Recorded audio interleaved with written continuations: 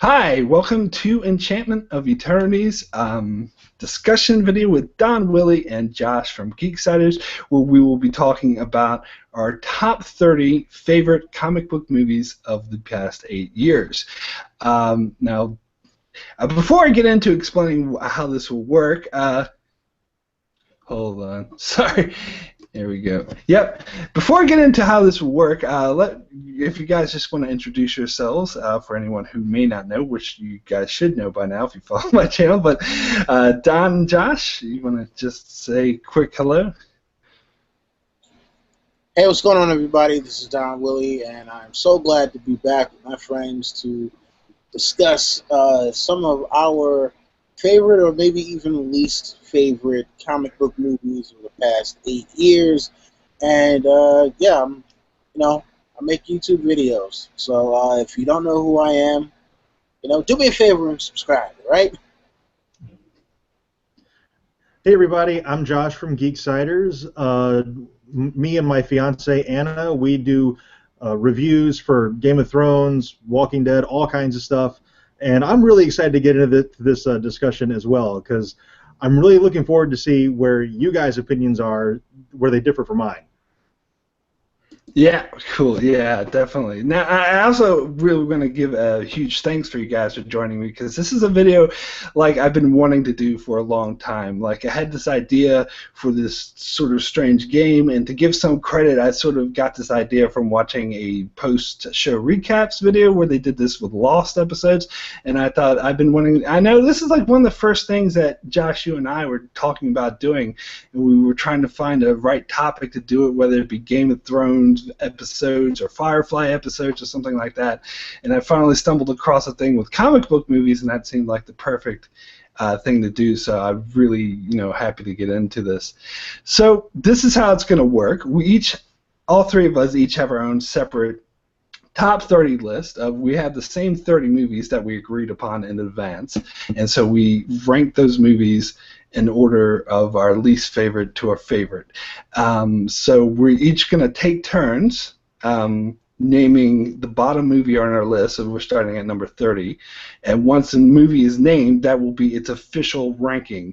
So if someone names Iron Man at number 30, then that is its official ranking, and so we can't name it again. So we'll just go down the line, and eventually we'll come up with a sort of a collective 30 that we sort of all agree upon, and we'll talk a bit about each movie as we go and why we ranked it the way we did. Yeah, so did you guys have any questions or any statements before we start? I think I get it. Cool. I'm good. Cool. So I'll just list off the 30 movies that we agreed upon. So I had it was between 2008 and present times. So I picked, at first it was over 40 comic book movies released in that year, or movies that were based off of comic books. Sometimes it gets a bit iffy in that with some movies like Edge of Tomorrow, but I looked up on the website and they said technically it's based off of comic books, so I just went with it, and we agreed upon 30 movies that all of those mostly have already seen, so that we didn't have to watch too many movies we haven't seen. So let me just quickly name the movies from order to most recent to the oldest, and that's X-Men Apocalypse, Captain America Civil War, Batman v Superman, Deadpool, Fantastic Four, Ant-Man, Avengers Age of Ultron, X-Men Days of Future Past, Guardians of the Galaxy, Edge of Tomorrow, Captain America Winter Soldier, The Amazing Spider-Man 2, The Wolverine, Thor Dark World, Man of Steel, Iron Man 3, Dread, The Dark Knight Rises, The Avengers, The Amazing Spider-Man, X-Men First Class, Thor, Green Lantern, Captain America the First Avenger, Scott Pilgrim vs. the World, Iron Man 2, The Incredible Hulk, X-Men Origins Wolverine, The Dark Knight, and Iron Man. Cool. All right, so you guys ready to start then? I'm set. Sweet, cool. So I'm just going to do, hold on, fancy. We'll do a random I'll do a random thing to see who goes first. Now we'll say that Don, you're number 1, Josh, you'll be number 2, and I'll be number 3. And I got the random number generator here to see who goes first, and we'll just go in that order. But I'm number 2? Yeah. Okay. So I'll just do a random thing to see who goes first. And then once we get to our top 4, I will do a random number for each thing rather than going in the order that we have been, but we'll get to that when we get to that. Cool. So let me just see 1 second here. And okay, here we go. Let's see where it goes. So Josh, you go first. I go first. Okay. Cool. All right. Number 30 on my list is Green Lantern. That movie was so incredibly bad. I went into that movie with very low expectations, and it didn't even meet those. Oh, right. Wow. Green Lantern. Okay. Green That's surprising.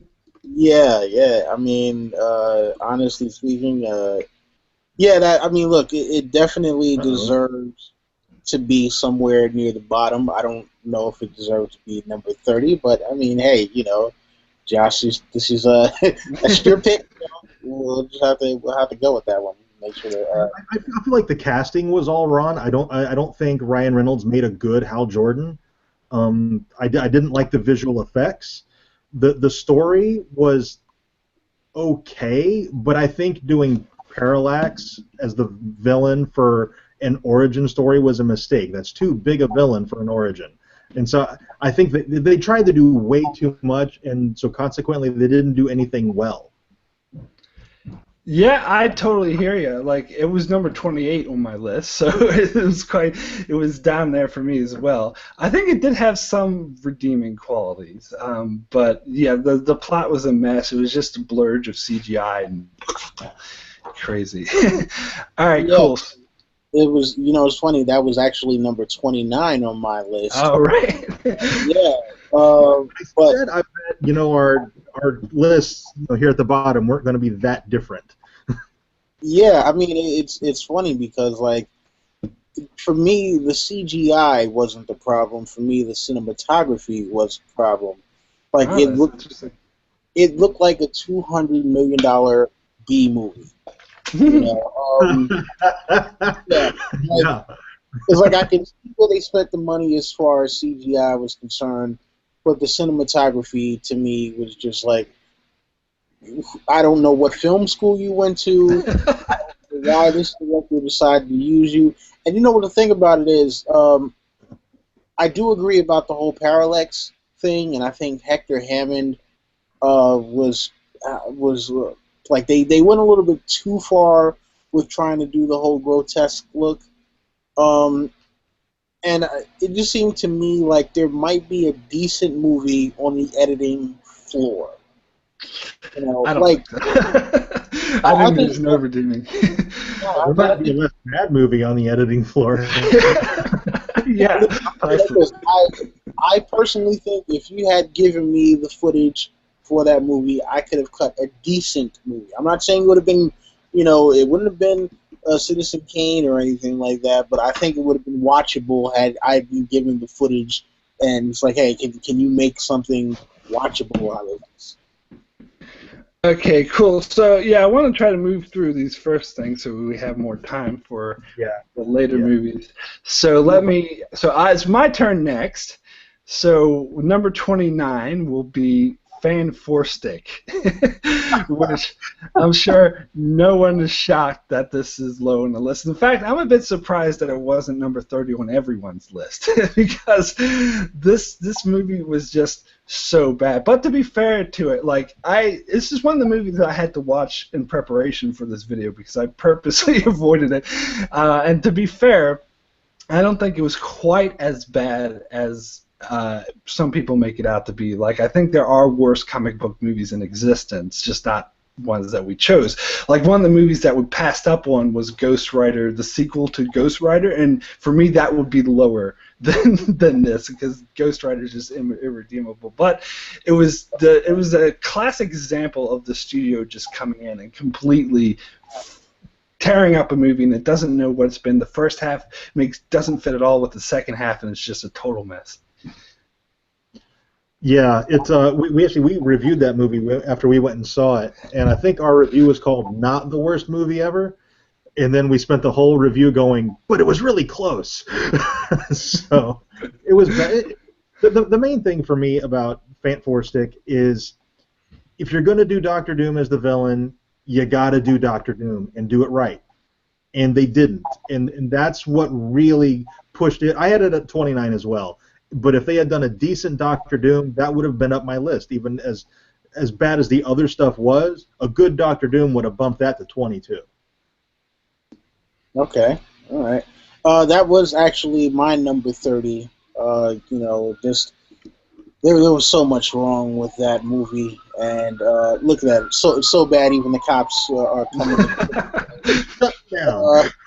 Yeah. So yeah, I mean, like, I don't think I was able to, like, I couldn't watch it all in one sitting. That's how bad it was. It's come on a couple of times on HBO, and I'm just like, why did you even buy the rights to this movie? Like, why? So, yeah, we can move along. I guess it's my turn now, right? Yes. All right, so for number 28, we are going to go with X-Men Origins Wolverine. I mean, I think many of us, not even just on the panel here, but many of you out there will agree that X-Men Origins Wolverine was a mess. I mean, we had such high hopes for it because coming off of the regular X-Men series, it was like, okay, well, Wolverine has been pushed as a favorite character. We're going to get introductions to newer characters that we haven't seen in any X-Men movies before. We got a more substantial part for Sabretooth, and actually Liev Schreiber as Sabretooth was pretty decent. I like the Sabretooth, but there was so much about the movie that, I mean, between Deadpool, of which I'm like, the fuck were you guys thinking? The timey-wimey stuff with some of the story in terms of like the placement of the characters in relation to how old they probably should have been at the time, and just it was overblown. It was like, all right, we're just gonna throw some stuff at you, and hopefully you'll overlook the fact that the story practically makes no damn sense. So, yeah, you guys, what are you guys thinking about that one? I had X-Men Origins Wolverine at 26, so I had it a little higher, but not very much higher. I have two big problems with Origins. Number one is Deadpool. They absolutely just destroyed that character, and I'm shocked that we actually ever got a Deadpool movie. It was so bad. The other thing is how they made Wolverine lose his memory. It wasn't, through the Weapon X project. It was because of an adamantium bullet. That was the moment when I just said, fuck this movie. Yeah, I actually had it at number 25, so I had it the highest. And the reason why, that's still low, but the reason why I had it maybe a bit higher than you guys is because, I mean, Donnie kind of touched on this, is the Sabretooth thing. I think the way they did Sabretooth was so much better than the first X-Men movie, and that sort of relationship between Sabretooth and Wolverine was, I think, the best it ever was. Everything else about the movie sucked, though. Like, Gambit was good, but they sort of wasted him. He only appeared in like 5 minutes of the film, and then the whole ending with it was just a mess, and had all these mutants that had stupid powers that you didn't care about, and they ruined Deadpool, so yeah. Cool. So if we're ready to move on, Josh, you can say what number 27 is going to be. Number 27, I actually had this at 28, but number 27 will be Batman v Superman. I absolutely hated that movie. I wanted it to be good. I went into it, again, just like with Green Lantern, with low expectations, but I was really rooting for this movie.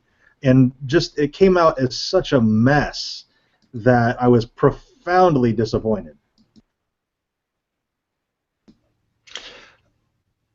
Yeah, like Batman v Superman, I liked it more. I think it's slightly more than you did. I didn't think it was the worst movie ever. Like I saw all the bad reviews before I saw it, and I was like, well, this movie isn't quite so bad because I think parts of it worked.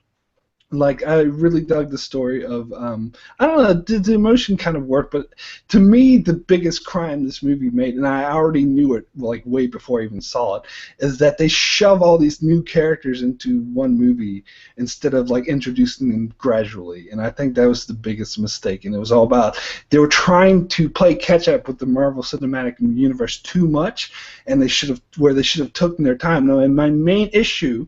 And this was from the beginning, because when they first cast Ben Affleck as Batman, everyone's like, oh my God, up in arms, Ben Affleck is Batman. Well, I was like, I didn't care about that. Ben Affleck was fine. My issue was the fact that they're introducing a new Batman in the Batman v Superman movie, which is ridiculous. You need to give him his own movie first, and then do a Batman v Superman movie. And I think this whole movie is just shoved all this stuff into one movie, and the plot was incoherent, and they tried to do way too many things. What did you say, Martha? What did you say, Martha? What does that mean? Oh, God. Yeah, I actually had that one a little of higher on the list, but, I mean, and as you can see, I actually have on Batman v Superman hat. It's funny, I went out and bought the whole damn collection. It was like $200 for 4 hats, man. So, like, I had high expectations for this movie as well. And when the reviews came out, I was like, oh, God, this is, oh boy. So I remember going to see that and thinking to myself, it's not as bad as a lot of the critics said it is, but at the same point, I can see why they gave it that score. You know, I think the biggest knock against that movie not only was them throwing all of those characters in there, but also the fact that they tried to blend like 5 different storylines. Like instead of them adapting one major story or maybe even 2 major stories, they're like, no. We need, the Dark Knight Returns. We need the Death of Superman. We need Flashpoint Paradox. I mean, like, and I'm trying to remember, like, there's like 2 other stories that they threw in there too, and it's just like, it's just too much. It took material that was wholly unrelated and decided we're just going to mash these all together, and somehow people will forget that this doesn't really work. And people's memories are not that bad, especially as they are watching it. So. Yeah, I know that your friend Don the Kraken Witt probably won't be too happy with us right now because he really enjoyed that movie, and that's fine, to each their own. Like, I actually had it at number 23, so I had it a bit higher, but yeah. To me, I think Batman v Superman it failed during marketing, actually, because they gave away everything. They showed us everything that was going to happen in the movie. So you didn't really need to go see it. Yeah, that's a very good point. Definitely. Okay, so I guess I'm next. So I'll name what will be number 26 on our list, which is actually number 29 on mine, which is Captain America: The First Avenger. I just really did not like this movie. I think I kind of went out and I was watching it on DVD, and I actually started going on the computer halfway through the movie because I was so bored with it. I thought it was so silly. I just could not get behind it. Which is, so I don't know how you guys think about it, but I thought the whole movie was a complete mess. Don, you go.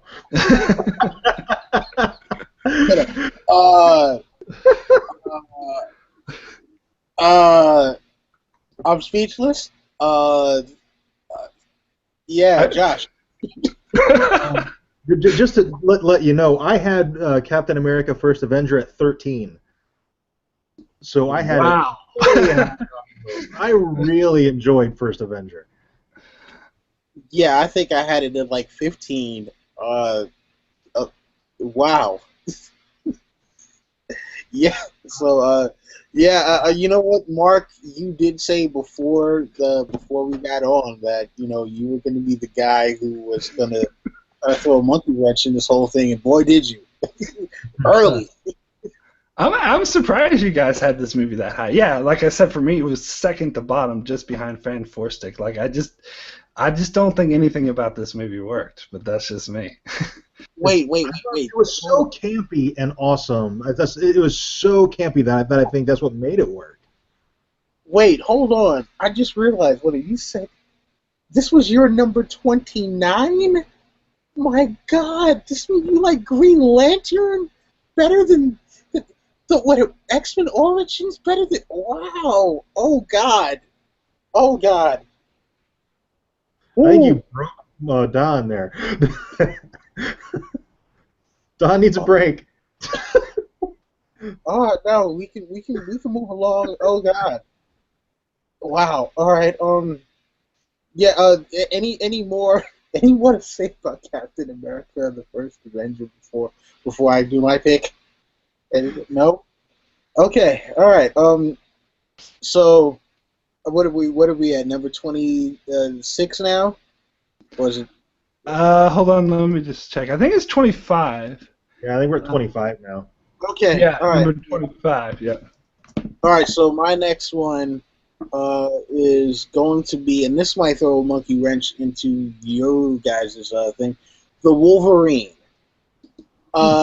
Yeah, man, the Wolverine for me was a bloated mess as the first one was. Not as bloated, but it definitely, like, I had high hopes for this one. People were singing the praises of James Marigold, and we were like, oh, this is going to be a great movie. It's going to be a lot more focused, this smaller story. They're doing the whole Wolverine in Japan arc, and the movie started off decent, and then, like, by the time he loses his powers and we get introduced to, like, well,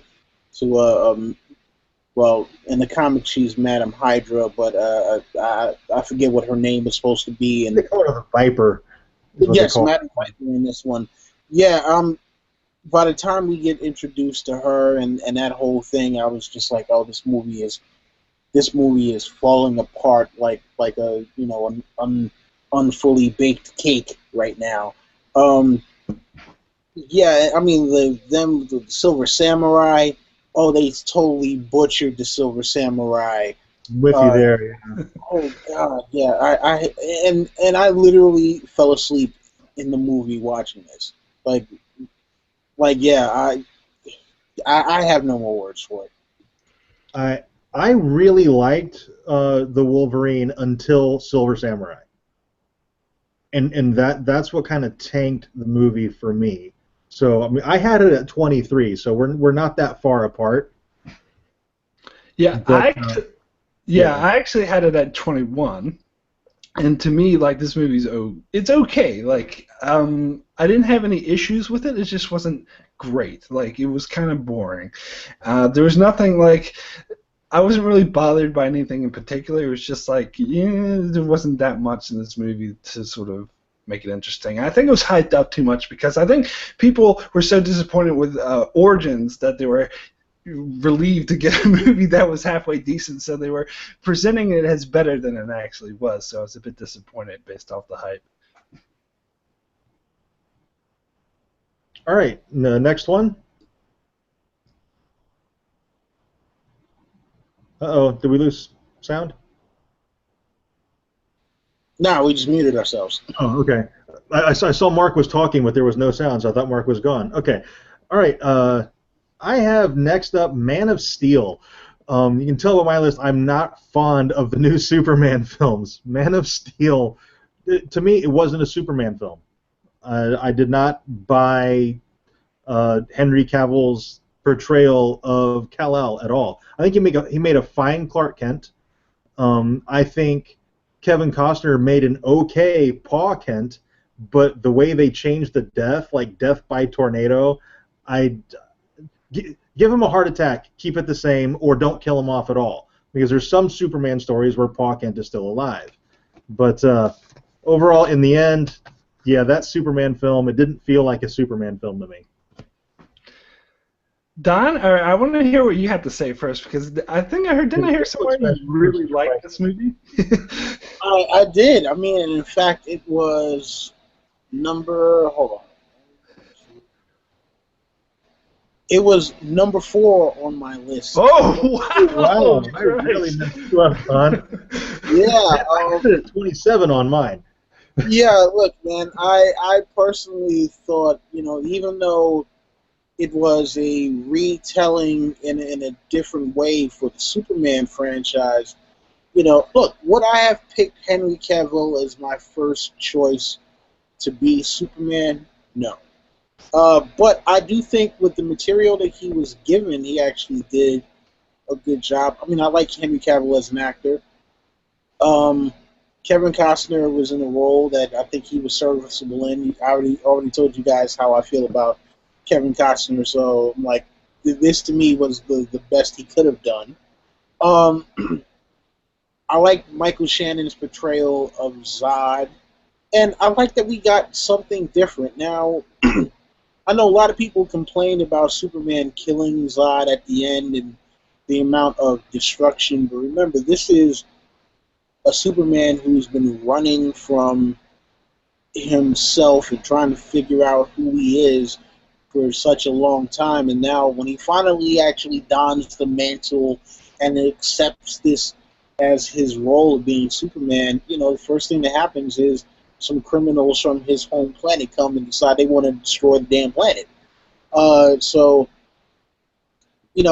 was it the greatest movie of all time? No, but I found great enjoyment in the fact that they didn't 100% stick with tradition, but I still think they got the core of the characters right, as opposed to Batman v Superman. Yeah, I mean, I had this movie at number 26 on my list, I believe. So if Josh didn't say it, I would have said it soon too.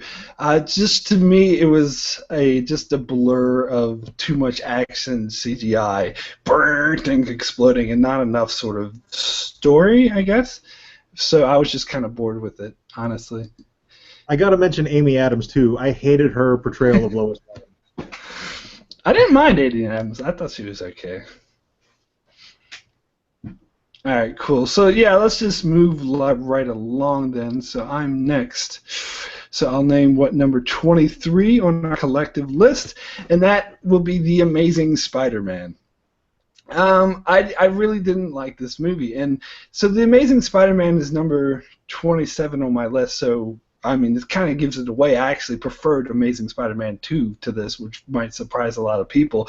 But it's just the whole thing with the lizard, and the main reason why I liked this less than 2 was because it was just repeating the same thing that the Tobey Maguire Spider-Man movies already did. Like, they did this convoluted way for Uncle Ben to say, with great power comes great responsibility. And it was just, I've seen it all before, and and the villain was a mess. So yeah, this movie is really low for me. See, I had Amazing Spider-Man at 22 on my list, so not far off from yours. And I didn't like, what's the kid's name who played the part? I didn't like him as Peter Parker. Andrew Garfield. The only thing that movie got right was he made his own web shooters. That's the only thing it did right. Okay, wow. I actually liked Andrew Garfield better as Peter Parker than Tobey Maguire. Tobey Maguire, to me, seemed like they tried to play up too much of the nerdy thing and forgot the fact that that Peter Parker is supposed to be a genius. That was the one thing that really kind of got me about this movie, was the fact that we actually get to see Peter Parker's intellect at work. Yes, not only does he create his own web shooters, but he is a tactician, and to a certain extent. And I think that we got to see a lot more of that in this movie than in other portrayals of Spider-Man, and I mean, I hope that I hope that when they do the new Spider-Man movie, that they do show his intellect, because that, I think, was missing from the Sam Raimi versions of Spider-Man. Um, but yeah, I mean, I actually had it up higher on my list. I thought Amazing Spider-Man 2 would have been lower on anyone's list, but you know, it is what it is. So what was it on your list again, Donna? So Amazing Spider-Man 2 was... No, one, the first one. Oh, number one. No, sorry. Amazing Spider-Man 1, I think. That came in about number 16 or 17. I don't have, like, the numbers next to... Oh, okay. All right. But this sort of foiled you again. That's okay. All right. Don, All right, so your turn next. Yeah, moving right along. So the next one, I guess, is number, 22, right? Or is it 21? I think it's number 21. So, yeah, that would be Iron Man number 3. Iron Man 3. I absolutely... I was so damn disappointed by this movie, man. Yeah, it actually just really hurt my heart to a certain extent, because, you know, for one, we did not get enough Iron Man. It was Tony Stark, and I think it was Tony Stark at his worst. And you know what? There's been a trend recently that's kind of irked me, where it's like the hero of the story is never actually the hero of his own story. You know, somehow he's got to be saved by some outside entity at the very end, or else he winds up getting killed by the main villain.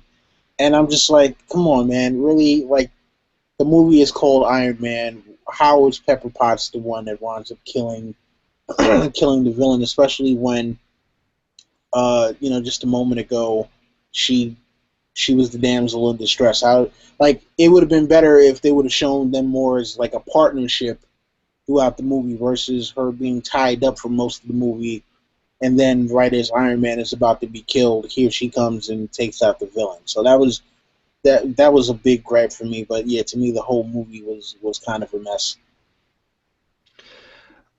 So me, I had it at number 18 on my list, so I had it a bit higher. And the one thing I really liked about this movie is the one thing that most people hate about it was the Mandarin, because I'm not familiar with him at all from the comic books. I wasn't expecting anything, and I thought the way they played it with having him be like this actor just playing was so, to me, that was great, because it played on the trope, especially in current times, of having the Arab terrorists. And as soon as I saw that, I was like, oh God, are we doing this again with the Arab terrorist? But when they revealed that he was just the actor and the main villain was what's his face from Memento, I was like, well, that was so awesome. And I just so happened to be seeing that movie with a friend from Iraq, and he was saying afterwards how much he appreciated that they did that. So to me, that was a huge plus. But the ending with all the different Spider-Man suits, Iron Man suits and everything, that was a bit too much for me.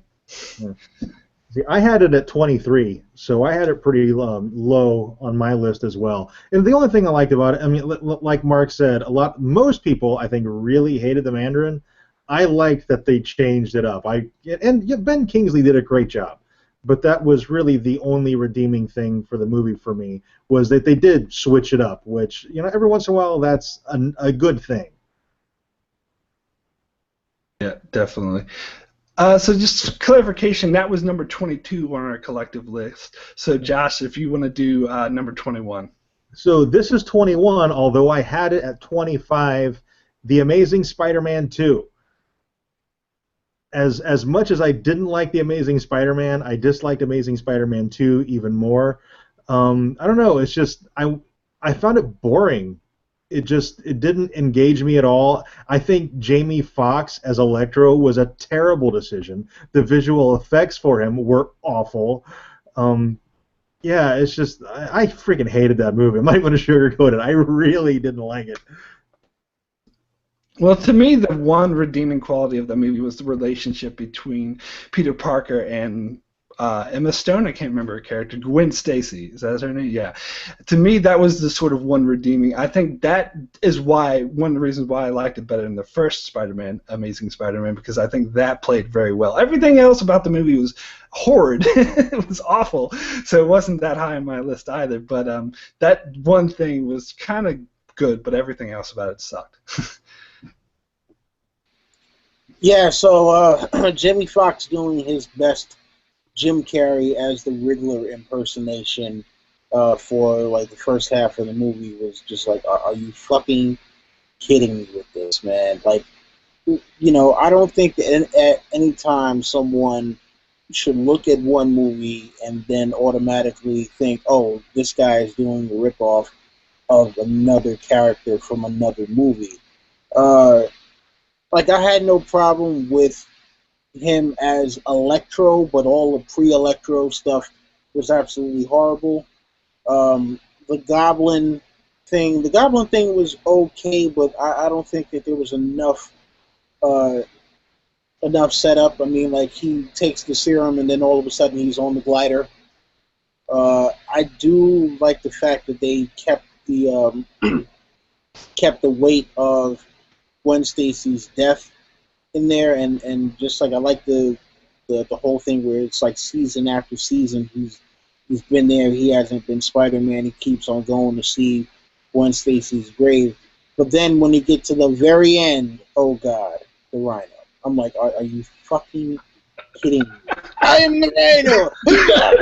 The Rhino.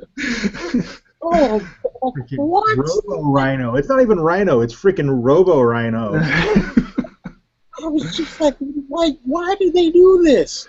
I mean, they, like Paul Giamatti is a good actor. Why did they, what made them decide that they were going to make him this comical thing? But you know what? It was a blessing in disguise that that movie was so terrible, because we get Spider-Man in the Marvel Universe now. So so my hat's off to you guys for screwing this up. All right, cool. So let's move along to number 20, and it's my turn, and I'm going to name Thor, the first one. I didn't particularly hate this movie, but there's nothing about it I particularly liked either. I don't know if you guys seen the honest trailer for this, but they said, you've seen good superhero movies, you've seen bad ones, now seen one that's kind of meh. And that's what I think about it. It's meh. It's just like crazy stuff happening, and I wasn't invested in the plot at all. So yeah, I didn't hate it, but I didn't care for it either.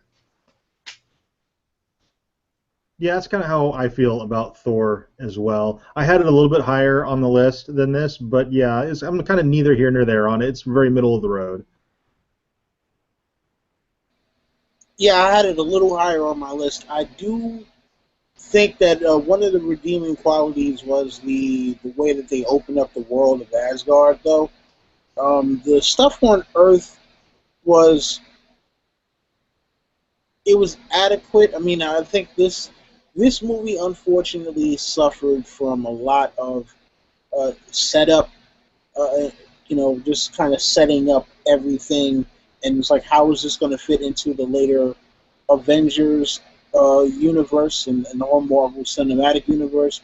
So, we get the whole expansion of S.H.I.E.L.D., we get how the whole Bifrost thing is supposed to work, the relationship between Thor and Loki, and that's more than anything. It was just, okay, this is a bunch of setup for later things. So, but yeah, I mean, Thor wasn't too far off from where I had it, on my list. So. Yep, cool. So Don, do you want to go next with number 19? Yeah, so number 19, Avengers: Age of Ultron. This was a movie that people, myself included, were expecting to be a lot better, and we were like, oh, okay, cool, we're getting the introduction to the evolving of the Avengers, but the whole Hulk Scarlet Witch. I mean, not Scarlet Witch, but Hulk and Black Widow thing didn't work for me.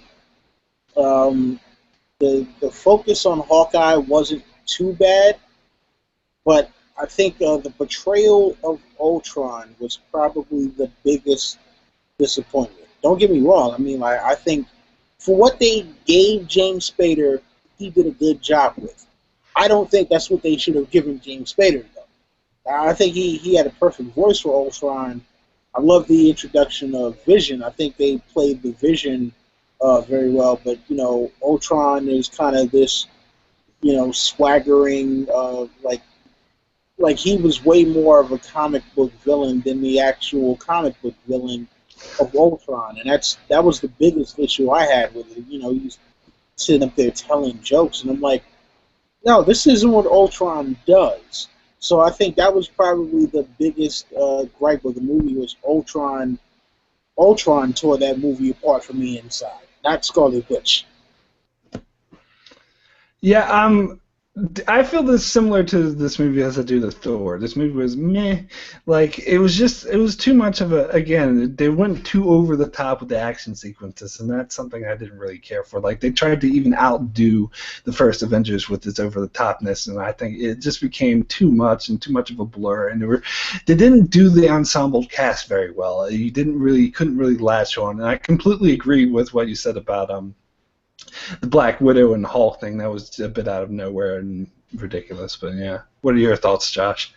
I actually really enjoyed Avengers Age of Ultron. I think the only flaw for it is it had to follow up the Avengers, and the Avengers was so good that this one was kind of doomed to disappoint from the beginning. But I had it at 8 on my list. I really enjoyed it.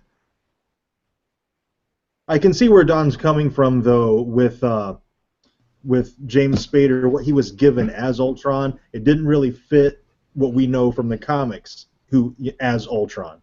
But, you know, I'm fine, you know, changing things up a little bit. But I can respect somebody saying that they changed it too much, for sure. Oh, wow, number 8, so it's quite high. Yeah, you know, Josh, I was about to say you almost destroyed my faith in humanity for a moment there, bro. Dude, you had Man of Steel at 4.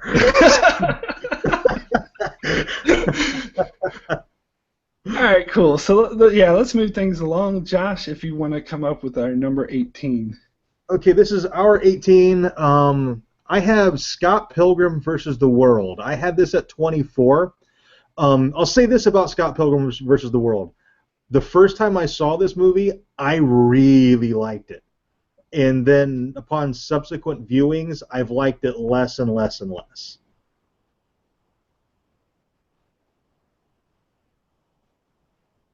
Okay.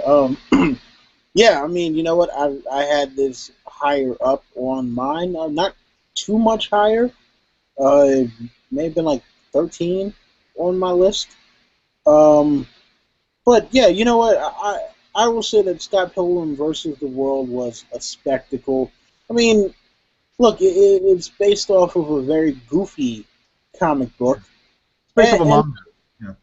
Yeah, you know, and it's kind of a goofy movie that goes along with it, but I like the fact that it was different and just it didn't really play by the conventional rules. And being a kid of the 80s and you know, the whole video game craze, I really like the fact that you know, the many kind of subtle or even overt video game references, even though they don't mention the actual games themselves, you can see where they get a lot of the stuff, like, you know, the Street Fighter KO kind of thing, the whole thing with the coins, you know, which kind of reminded me of like Sonic the Hedgehog. So yeah, I thought that was pretty cool. Okay, so Josh, I had this movie at number 5 on my list. Oh wow! I really loved this movie. I think it was, to me, this is what a comic book movie should be. It's just a lot of fun. You don't take it seriously. If you don't take it seriously, you just kick back, have a few beers, relax. It works perfectly. And there, you know, there's some plot holes, like why does he go for the asshole girl at the end? That seemed a bit weird. But like the way they played it with all the video game nods and whatever, I loved it, and I'm spacing on the director's name at the moment, but the director who did like Shaun of the Dead and World's End and all that. This is my favorite movie of his personally.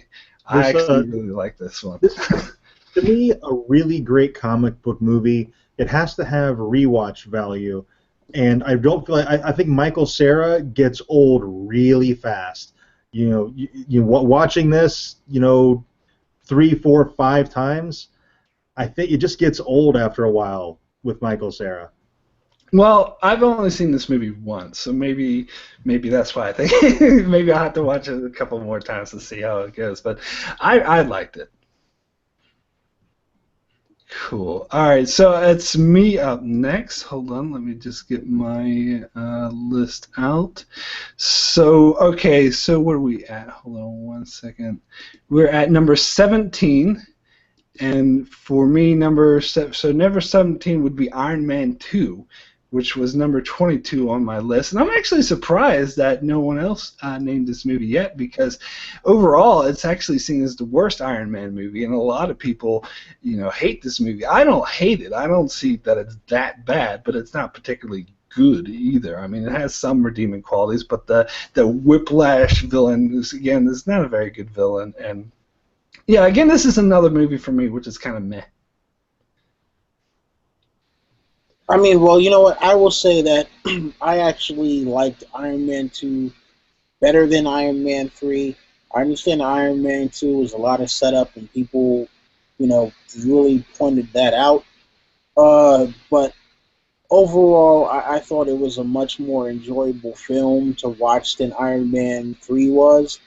And, look, yes, Whiplash was a little overblown, but I think again, this was another one where it was a lot of expansion of the universe, so they brought in more elements, them bringing in Black Widow.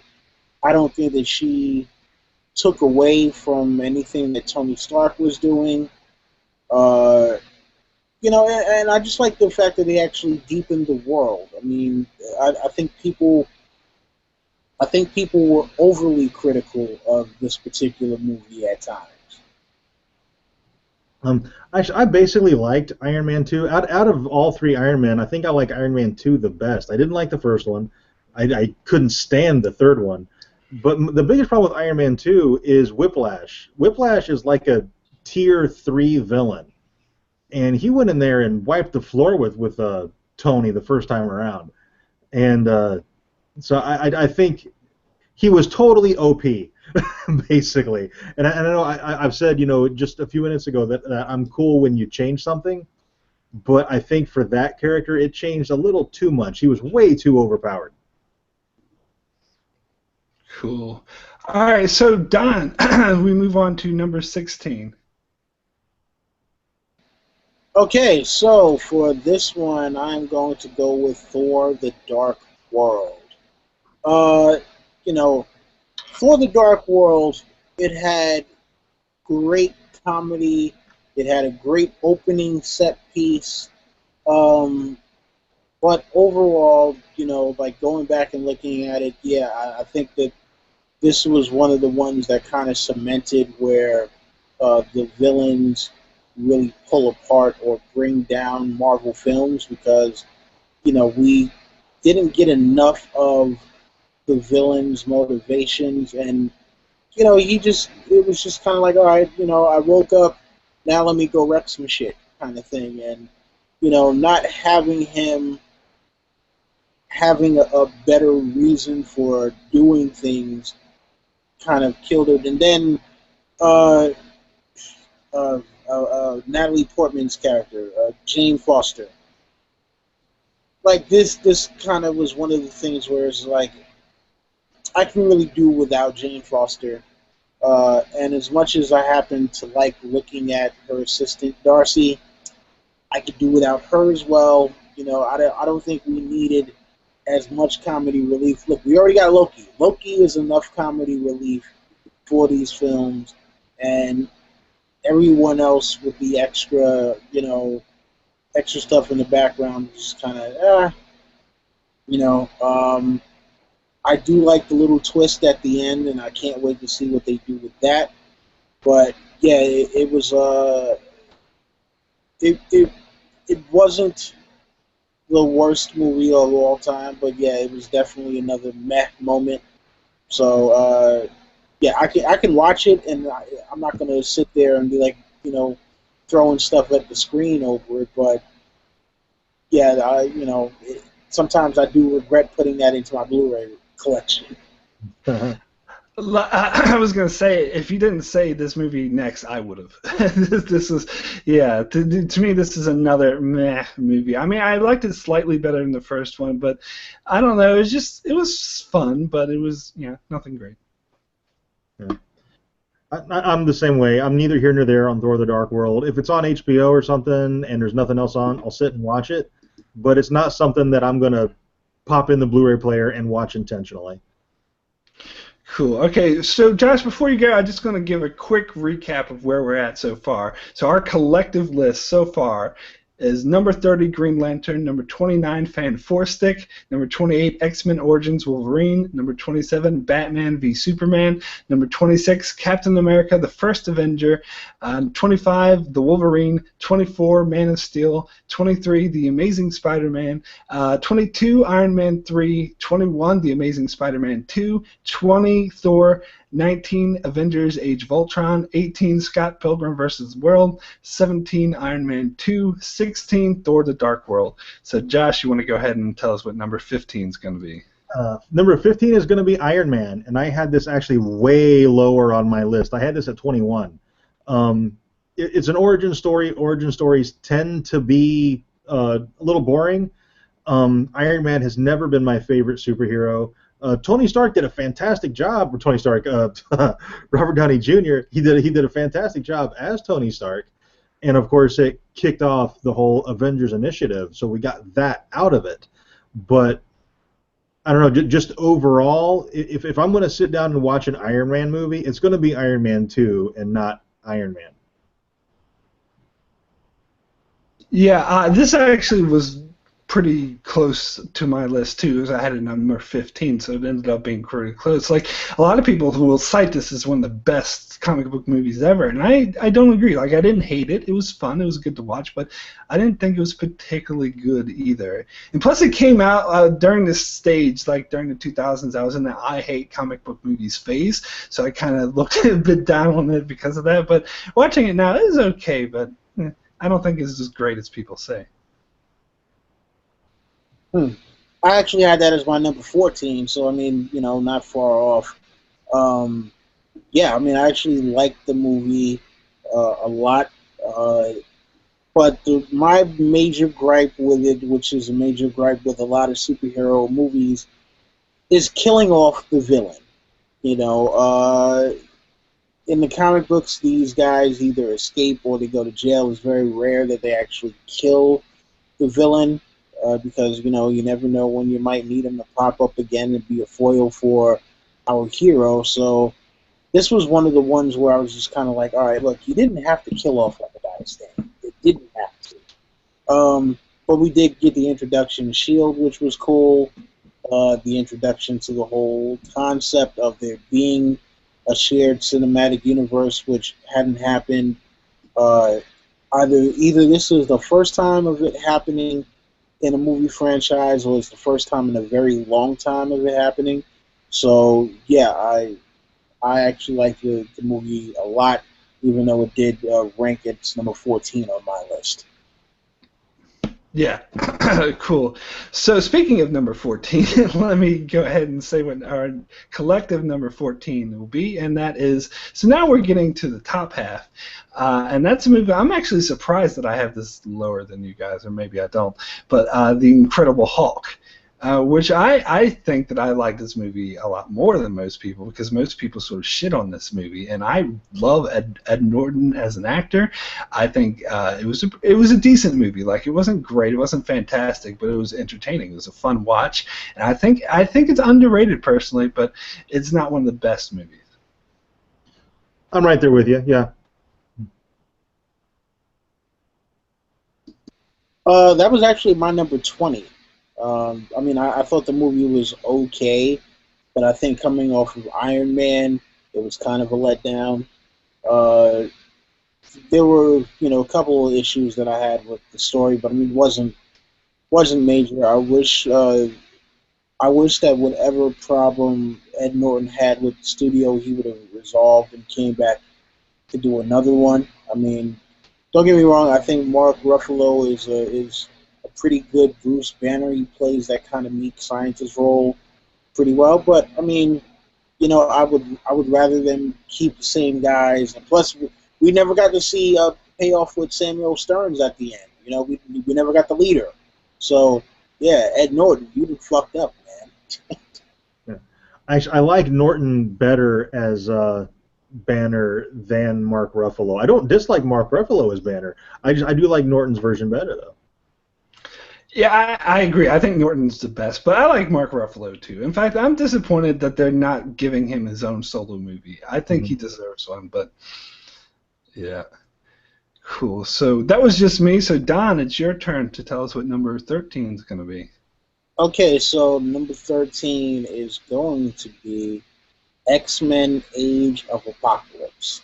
Now, it took me a while before I actually, even jumped into this movie at all because people had been lambasting it so hard for so long that I almost didn't watch it. But then when I got the call about this, I was like, okay, I guess I really need to go watch it. Um, yeah, look, I do like the fact that they have went back and decided to retcon some of the stuff, even though now we have a case where Jubilee uh, really doesn't kind of fit into me, but they decided to go with like the '90s X-Men roster to a certain extent. Uh, Apocalypse, pretty decent. Like he was menacing, and it just seems like Magneto is always getting the short end of the stick when it comes to having a normal life, and it's just like I was doing just fine, and then somebody found out I was a mutant and came and decided to fuck my shit up. Um, yeah, so the movie had problems, which it seems like X-Men movies tend to do for some reason. But you know, I think Bryan Singer has been in a good space with the X-Men movies, so I'd say let him continue to do it as long as he doesn't totally jump the shark. And he could have jumped the shark with this one. He could have, but I think he rode around it instead. What are your thoughts on this, Josh? I'm interested. It's really interesting. I had this at 12 on my list, and when we did our review of this, we hammered it pretty hard. But then as I was forced to make this list, Age of Apocalypse just kept moving up, and I'm like, no, I liked it better than this. I liked it better than this, and consequently, it almost moved into my top 10. And then I was like, oh my God, how? It's basically it's a lot better than I gave it credit for initially.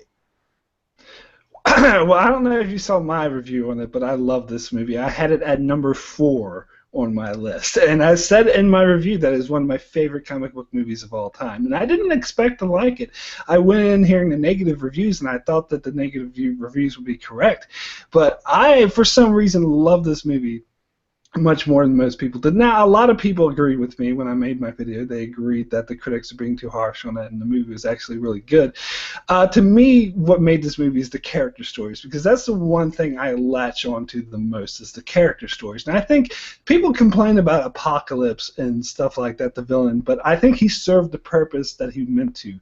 Like, I bought his motivation. He was kind of one-dimensional, but even though the movie's called Apocalypse, to me he wasn't the point of the movie. The point was some of the other characters like Jean Grey. Magneto's character storyline was fantastic, and Professor X. So, yeah, I could go on, but I love this movie. But I'm actually happy that it made it this high because of all the negative press I get, thought that, I didn't think it would make it that high on this list. All right, cool. So we ready to move on? Josh? Oh, it's me. Haha. Yeah. Okay, so next I guess we're going to go with X-Men First Class. We just talked about Apocalypse, X-Men First Class. I had this at 17 on my list, so, and I had Apocalypse at 12. So I actually liked Apocalypse a little better. But I really enjoyed X-Men First Class, and I like that it basically retconned Wolverine Origins. That's the best thing that movie accomplished, was it undid all of that mess.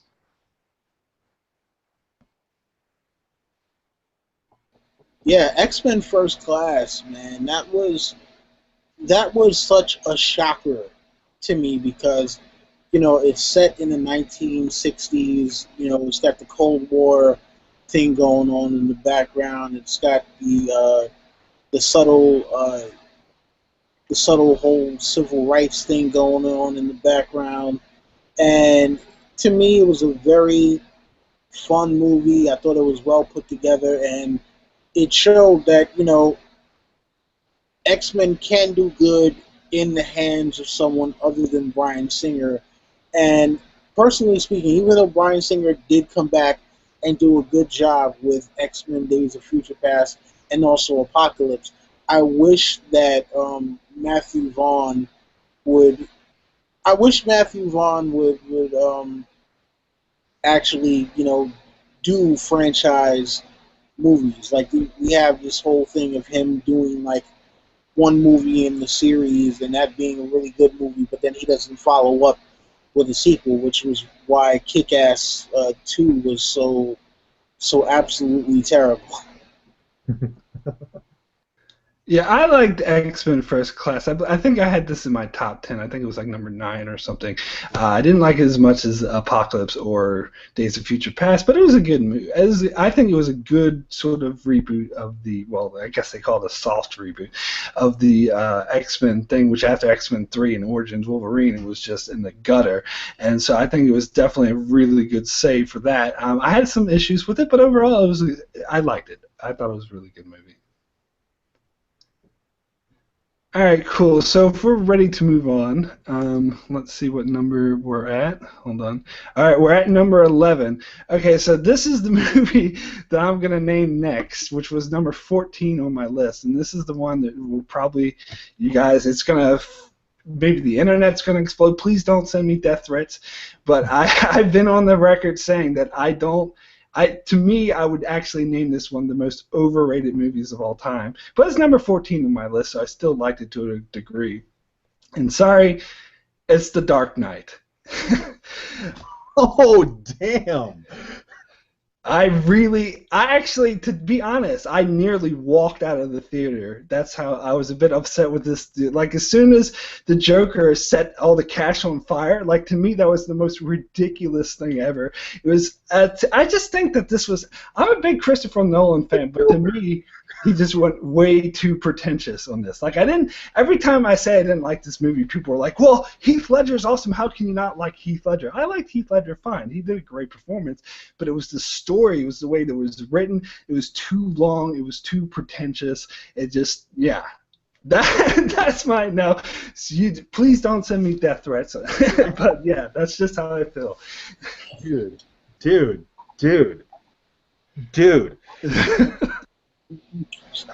I had it at number 1. I had it at number 1. I'm not surprised. I, Don of the House Willie, and member of the Hypes Watch, do banish thee to the wall. You're stripped of all lands and titles. You're stripped of all holdings and incomes. And, oh my God. Yeah, oh God, wow. See, my friends know not to bring this movie up with me because I'll just explode and go on a tirade about how overrated it is. So I actually think it's a testament that I had it as high on my list as I did. See, that's a comic book movie that I can watch at any time. If it's on, I'll sit and watch it all the way through. It has rewatch value, which is super important to me for any comic book film. First, comic book films are, to me, they have to have rewatch value, and that one it's so good. Come on, dude. Oh wow! You know what? No, listen. Let's just move along. Let's read. Oh God!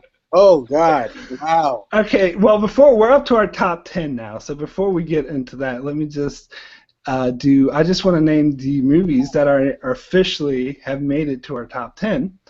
Let's see, I'll try to do alphabetical order. So, Ant-Man, let's see, Captain America Civil War, Dark Knight Rises, Deadpool, The Avengers, a bit out of kind of alphabetical. Guardians of the Galaxy, did I say Edge of Tomorrow? Captain America, Winter Soldier, Dread, and X-Men: Days of Future Past. Cool. So those are the movies that those are officially in our top 10. So Don, you want to kick off our top 10? What is number 10?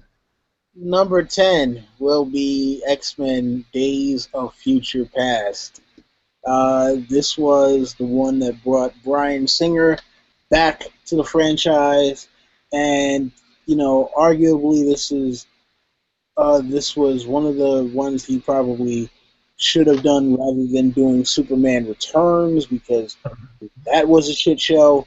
And this show that Bryan Singer, I mean, he had a few years there where it was like, yeah, Bryan Singer, who's that guy? And this was the one that showed you know what? No, he actually can still do a good movie. We got the fantastic Quicksilver sequence, which was like, wow, that was kind of mind blowing. And seeing the behind the scenes on that one was absolutely spectacular. We get the RFK Stadium sequence with Magneto. And it's funny though, because this one really pushed Mystique to the forefront. Like in First Class, it was like, yeah, Mystique was there, but she wasn't the main character that this one made her. It was like this one was the movie that really made her the centralized character of the story, and kind of, even though Wolverine was the main guy, it was like, yeah, Wolverine is the main guy, but it's really more about Mystique. So yeah, I really like this movie, and yeah, you know what? Top 10, it's cool by me. I actually had it at 10 exactly, so this is right where I put it, and it's such a good movie. This is one that I agree with basically everything that Don said. It was nice to see that another character besides Wolverine in the main role. And like you said, it was kind of still Wolverine in the main role, but Mystique was right there too. The story was really about her. And so that was really great to see. And Jennifer Lawrence, I'm not a very big Jennifer Lawrence fan, but she absolutely kills it as Mystique. Yeah, I totally agree. So this was number 3 on my list. So this is really high. I really love this movie. Like just the scene alone, like I got goosebumps. I was like totally in awe of that scene where the two Professor X, like Patrick Stewart and James McAvoy, were talking to each other. That was just, that alone like made the movie for me. And it did, like, I wasn't that on board with the whole RFK Stadium thing and all that, but overall, like, this movie was just really good. I'm a stickler for time travel, so if you do time travel and you do it right, you're going to have me totally on board. And I think they totally did it all right. I love seeing, like, the apocalyptic of all the X-Men dying in the future and then having that be undone by the past. I just love that. And the best thing about this movie, of course, is that it undone the events of X-Men 3. Like, to me, that just made the movie totally great. I mean, well, you know what? Why I love the whole RFK Stadium thing. I think this is the first time, other than in First Class. I mean, we get a glimpse of Magneto's power, but this was the one where you really kind of get to see just kind of how powerful Magneto was. I mean, you got to think about it. He tore a stadium from its foundation, moved it half a city away, and then also had 4 Sentinels in tow as well. And, people also forget, and this is what I was bringing up before even about The Amazing Spider-Man, is that Magneto in the comic books is also pretty genius level. I mean, like, there are a lot of instances where we have characters who have kind of been dumbed down for the silver screen, but I think that this goes to show Magneto just at his finest. You know, he was cold, he was calculating, and yeah, just his big power play there, I thought was absolutely amazing. Cool, awesome. So we want to move on to number 9, Josh. This will be going to Captain America: Winter Soldier.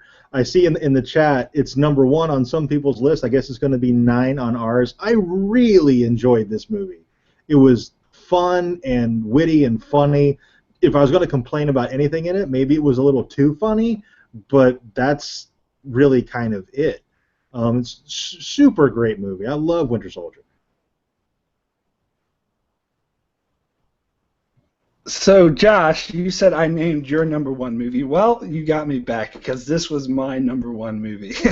Captain America: Winter Soldier was my number 1. It's just this movie. Yeah, I think it's my favorite comic book movie of all time. Basically, it blew me away. I was surprised at how good it was. It was. See, I think any good comic book movie needs to have a bit of the comic booky over the top, which it did, but it didn't do it. It didn't do it too much, and it had like. At the heart of it, it was a good suspenseful movie. You take the comic book aspect out of it, and it's still a great spy intrigue movie. And even though the logic they played fast and loose with sometime, it was still the plot was just solid throughout to me. So yeah, I love this movie. Josh, you bastard! You killed me here. You're tearing this team apart. Oh my God, man! Yeah, that was my number 1 as well, man. You killed me here, kid. You killed me. Oh man, look, I thought that this was a vast improvement over the first Avenger. It's my favorite Marvel film to date, and this was the one that showed that for all the seriousness that the Dark Knight brought to superhero movies in general, this was the one that showed you can have all of the serious and drama stuff and also realistic action, but you know what? Fuck it, it's a comic book movie, and Captain America does awesome superhuman shit, and it was the movie that for me cemented that yes, you can have deep drama, but also throw in the outlandishness of a comic book and not have it look ridiculous. I mean, the scene with Captain America where he's escaping from SHIELD headquarters, he's riding on the motorcycle down that causeway. The plane comes in and is trying to shoot him down, and he throws the shield, and he does the flips and all that stuff. I was like, yes, this is Captain America. Him inside the elevator taking out the Hydra agents. I was like, yes, this is the thing that I've been waiting to see, from comic book to screen. And yeah, man, you're breaking my heart. You're breaking my heart here. Number 9. Oh my God. So Josh, do you have any response that it was both our number 1s? Sorry. I really did enjoy it. I really loved Winter Soldier, but there's just other things that I enjoyed a little more. But once you get into the top 10, it gets really hard to whittle it down, and then you start really nitpicking. And definitely. Yeah. Cool. All right, so let's move on. I believe we're on number 8, and it's my turn. So speaking of Captain America, I'm going to go with Captain America Civil War, which was number 13 on my list, so it didn't crack the top 10 for me. This was a fun movie. I enjoyed it, but I had some major, major issues with the plot revelations at the end, and I suppose maybe I shouldn't get into that without a spoiler warning, but to me, the I think if they took the villain Zemo out of the movie would have been 10 times better. I think that his motivations and his plot, to me, like, I know they tried to give excuses for reasons, if you want to be nice, in the movie itself, but I still didn't buy it. It still seemed like a far too convoluted plan, and so to me that kind of really held that movie back for me. But I still enjoyed it. It was still so great seeing Captain America and Iron Man go at it. So it was, it's 13 for me, so it was still good, but not quite top 10 material for me. You guys are just trying to ruin my game. That was actually my number 3. Fuck, man. Josh. Okay, I had Civil War at 6. I really loved Captain America: Civil War. I guess I can agree with Mark that Zemo. I think the movie would have been a little better without him in it, or at least do something a little more faithful to comic book Zemo, because they completely changed him from the comic books, and I think a little more faith to the source material would have made the film a little better. But dude, Black Panther, Spider-Man, the big freaking fight at the airport. I mean, there was so much to love about this movie. The fact that it didn't crack Mark's top 10 is just utterly ridiculous to me. Yeah, fair enough. But yeah, I love the airport fight scene, but to me it was a bit Nerf football. I think someone described it a lot, because there wasn't really stakes. I mean, sure, War Machine got injured, but you knew that nothing really bad was going to happen. Here's the biggest problem with it for me is it's the same problem that Batman v Superman had, actually, is they gave away way too much during the trailers.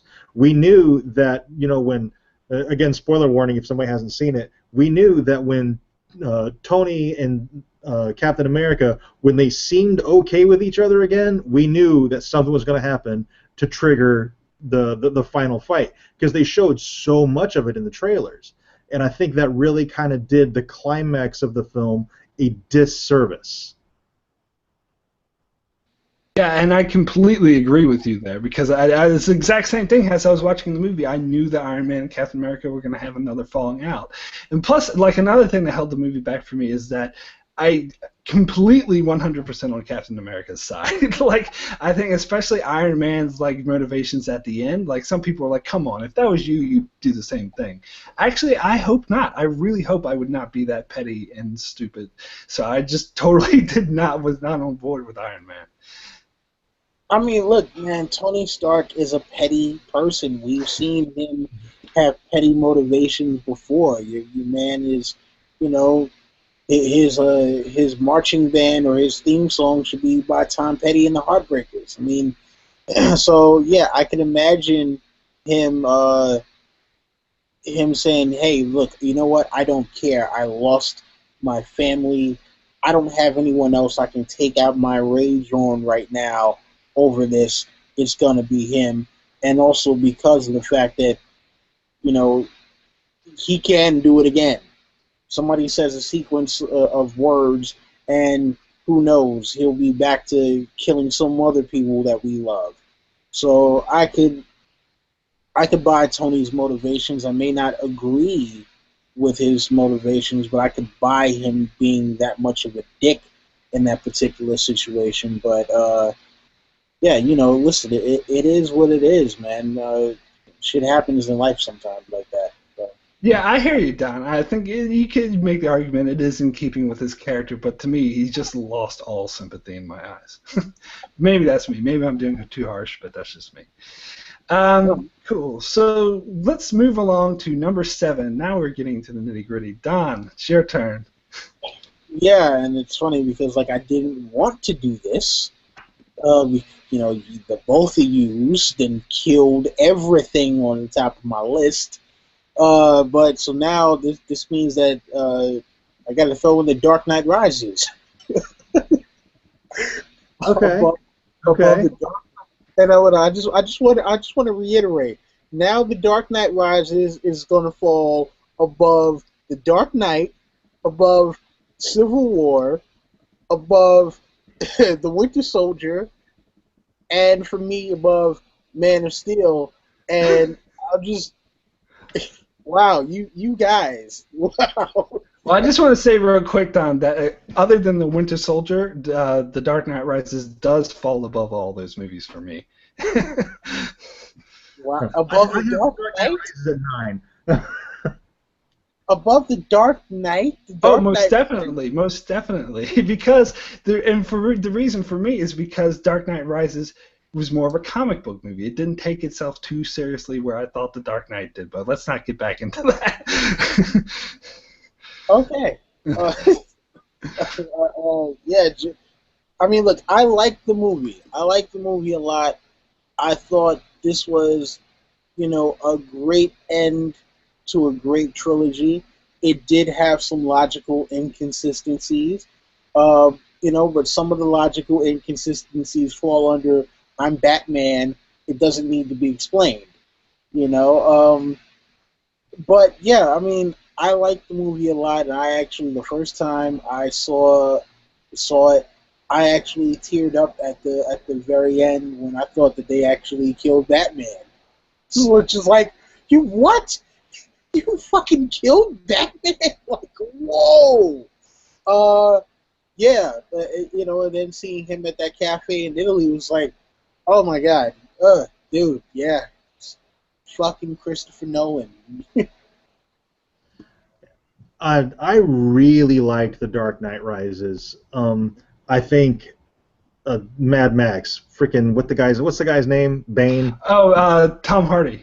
Tom Hardy. I thought he was the perfect Bane. I never imagined Bane as being like hyper intelligent the way he was in The Dark Knight Rises. I don't recall him being that smart in the comics. Don, you're way more into it than I am. You can correct me if I'm wrong. He's not stupid in the comics. He's not a blockhead. But I mean, Bane in the movie was really smart. I mean, well, in the comics, he figured out who Batman was. Like the whole thing was he figured out who Batman was, broke inside of his house and broke his back. So, where a lot of people weren't able to figure that one out, Bane did. So, I think they don't play it up as much how intelligent he actually is, but no, Bane is actually a very intelligent villain. And let me tell you to where I think Bane in The Dark Knight Rises really kind of wins. It's because prior to this, people who didn't read a ton of comic books but maybe went to the movies, the only exposure they had to Bane was in Batman Forever, which was an awful movie, and that was an awful version of Bane. To get that character launched again and shown in that way, I think they couldn't have done it better. And I think it was, I don't know, it was that was important to me that we got a new version of Bane. Yeah, I love Bane. Like, he's one of the reasons why I liked Rises better than Dark. It's just a moment of illumination. It's just that's the kind of over the top silliness I expect from a comic book movie. So I just loved it. All right, cool. So we're down to our number 6. Right. Who was it that just one was that you, Don? Did you just go? We just did Dark Knight Rises, so yeah, the other was Don. Don. Okay, so Josh, you're gonna say number 6. Right, we're at 6. I guess we'll put Edge of Tomorrow at number 6. I really enjoyed this movie, and I hate Tom Cruise, but Edge of Tomorrow was an outstanding film, and I didn't know that it was based on a comic book. And so I'm going to go out as soon as we're finished with this video. I'm going to go buy the comic book. I'm going to go to Amazon. I'm going to buy it because I want to read it. Yeah, I think it's more of a Japanese magma, or whatever they call it. So this is the one that was kind of, some people might be like, oh, this isn't really based off a comic book, but it was close enough where I thought, I think it was, I can't remember the name of it. It was something like, I can't remember the name of it. I'll find it on somewhere. Out there somewhere, somebody has, what the comic is that it was based All You Need Is Kill. That's what it was called. What was it? All You Need Is Kill. All You Need Is Kill. Okay, I'm going to buy that, actually, as soon as we're done here. Yeah. Yeah, you know what? That was actually my number 6 anyway, so, I am perfectly fine with that. I mean, like, Unfortunately, I think that this was one that suffered from poor marketing and poor word of mouth as to how good it was. So I finally wound up seeing it on HBO, and I was like, "Wow, this was a great fucking movie, man." And Mhm. I don't fall into the I can't stand Tom Cruise crowd, but yeah, I was like, you know what? This was one of the ones that I think was very underrated on his part, and I wish that it would have gotten the promotion that it deserved. But I think they're still going to move forward with a sequel. I don't know how a sequel would work out because of how things ended, but hey, you know what? If they can give us something that's just as good as this one, then I'm all for it.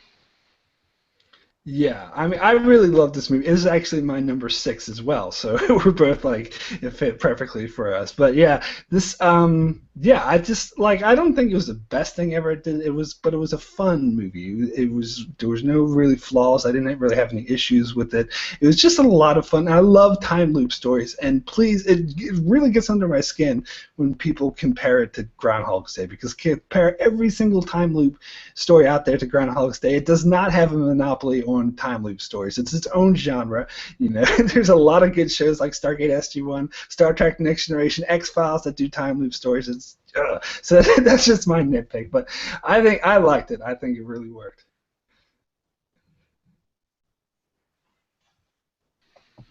All right, I've so never seen it compared to Groundhog's Day before. You cracked me up, man. I'm fucking crying over here. Oh, you haven't? Have you not seen it? I have see so many reviews are like, "Oh, this is Groundhog Day with aliens." I'm like, "Stop it!" Oh my God. That's the funniest thing ever. It's still a Uh, great movie. I mean, yeah, sure, it's Groundhog's Day with guns and aliens. Who gives a shit? It's a great film. yeah, absolutely loved it. Okay, so it's my turn, and I will be naming our number five. So we're down to the top five. I'll do a little recap after we do this number five because we're going to do something different when we get into our top four. So, number five is going to be Guardians of the Galaxy, which, again, to me, this is another movie that didn't quite crack my top 10. I think I had it at number 11 or number 12. This was a fun movie, but to me, it comes across slightly overrated, just slightly, because I didn't like some people compare it to Star Wars. I'm like, whoa, whoa, whoa, calm down there.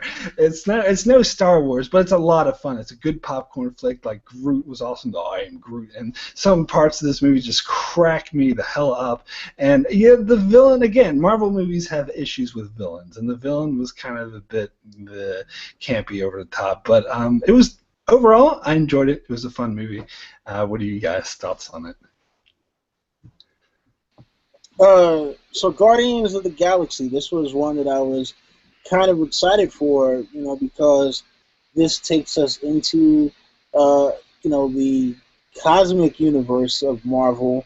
And yeah, even though it did have problems with Ronan, with his motivations, I think they could have went more into the whole Kree Skrull war, or the war with the Nova Corps, and that whole kind of thing. I do like the movie as a whole. I thought they put together a great cast.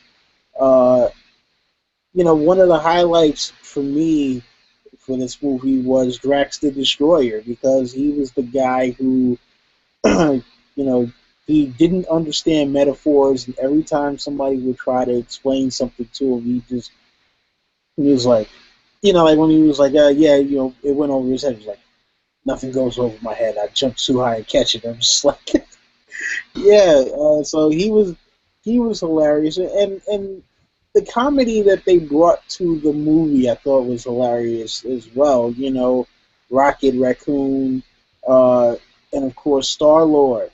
Yeah, I think that Chris Pratt was the perfect person to play this incarnation of Star Lord, and like that whole dance, like a dance off at the end. That was ridiculous, man. It was absolutely ridiculous, and I loved every moment of it. So, yeah, Guardians of the Galaxy, definitely, for me, a really good movie. Yeah, I'm not so sure how I feel about the dance. I didn't hate it, but it was kind of like, I don't know. Still better than Tobey Maguire and Spider-Man. Oh, well, that's not a high bar.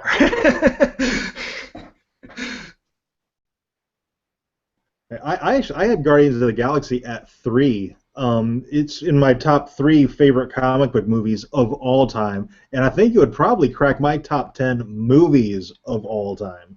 Oh, wow.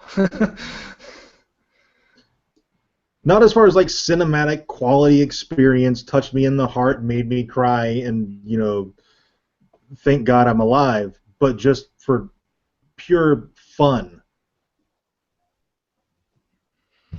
Oh yeah. Well, I guess we're finding out how different our opinions are on movies, which is all good. It's all good. Cool. So, do you have any more thoughts on Guardians of the Galaxy, Josh? No, you guys basically touched on everything. I mean, just the CGI was fantastic with Rocket and Groot, and I thought all the performances were actually pretty on point. I don't think there was any weak performances. You can pick on maybe Ronan a little bit, but it wasn't a problem with the performance. It's just maybe a slight problem with how the character was written. But yeah, it was this damn near perfect comic book movie. Cool. All right, so let's move into the final stages, our top 4, which we're going to do something different for. But before we do that, let me give a recap of our top 30 so far.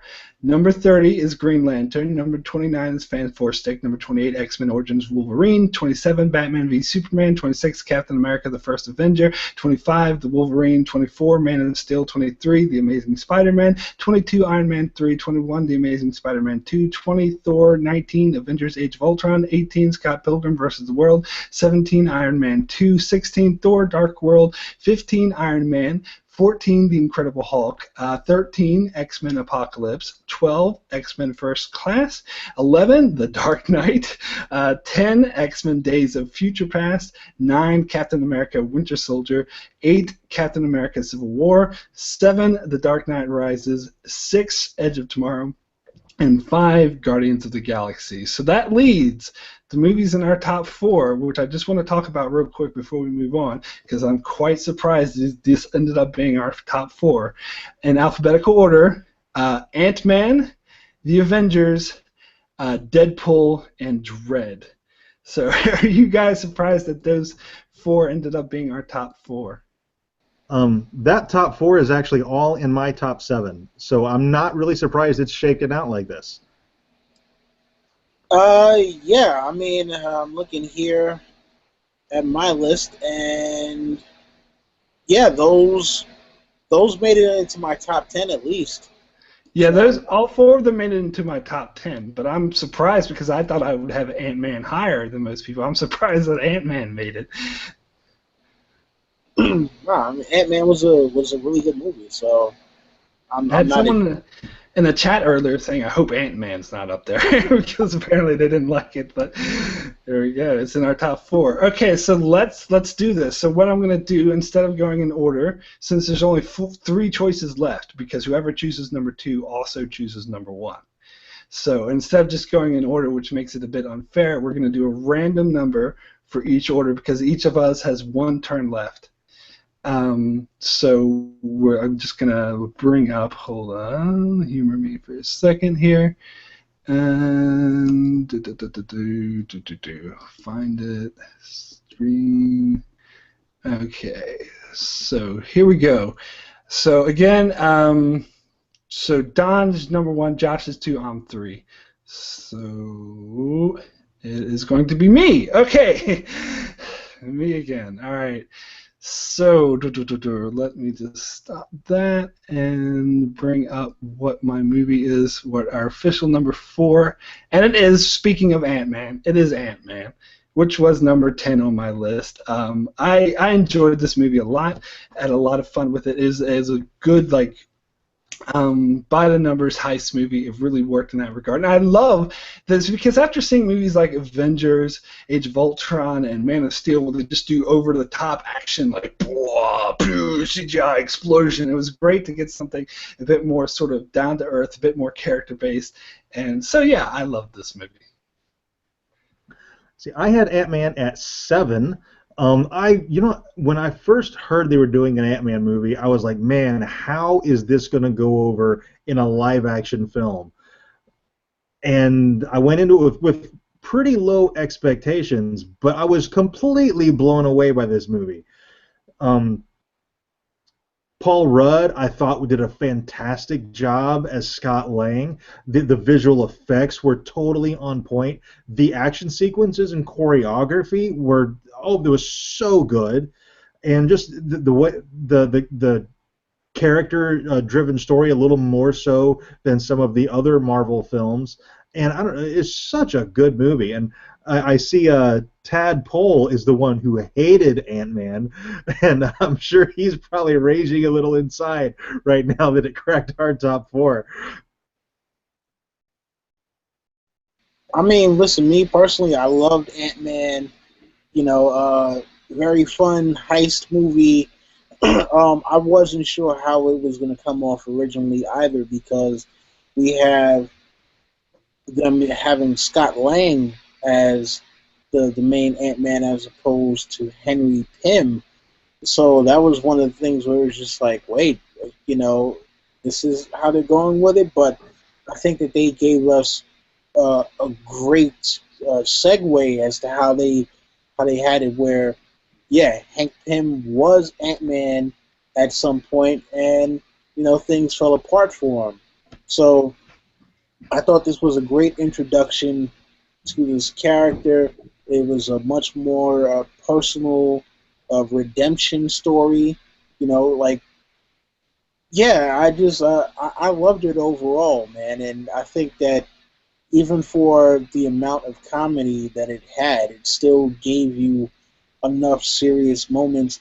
And even though the villain wasn't great, I think he was still, one of the better villains. I mean, we got some more motivation out of him, and it was, what he was doing was believable. It wasn't a thing of, okay, I just woke up one day and it's like, oh, I'm crazy. It's like, no. They explained that him having that prolonged exposure to, the Pym particles and not having it in the right kind of containment unit drove him crazy. So, yeah, you know what? I'll buy it. I will buy it all day. So, yeah, Ant-Man, good to go. Cool. All right, so let's decide and see who's going to choose what number 3 is going to be. 1 second, just bring it up again. Present to everyone. Cool. Okay, here we go. So Don's 1, Josh is 2. Okay. Josh. Right, I'm number 2. So this is number 3 on the list? Number 3, yes. All right, we'll have The Avengers at number 3. I really enjoyed The Avengers. I actually loved that film, actually. I was in the I think I saw it 4 times in the theater, and every single time I saw it, I was just, I just like a kid on Christmas. It was so much fun. There was a ton of humor in it. It was a very comic book movie. It had that comic book humor. It was a little bit silly, action-packed. The visual effects were basically perfect. Like, the Hulk is probably the best we had seen a Hulk up to that point. And gosh, everything about it, I can't find a flaw with it. Yeah, I mean, look, I think that the Avengers, oh man, the first time I saw that, I remember I saw a midnight screening of that one, and just like the way that they threw the characters in there, like when we first get Iron Man and Captain America on screen together, it was like, oh, this is just so awesome.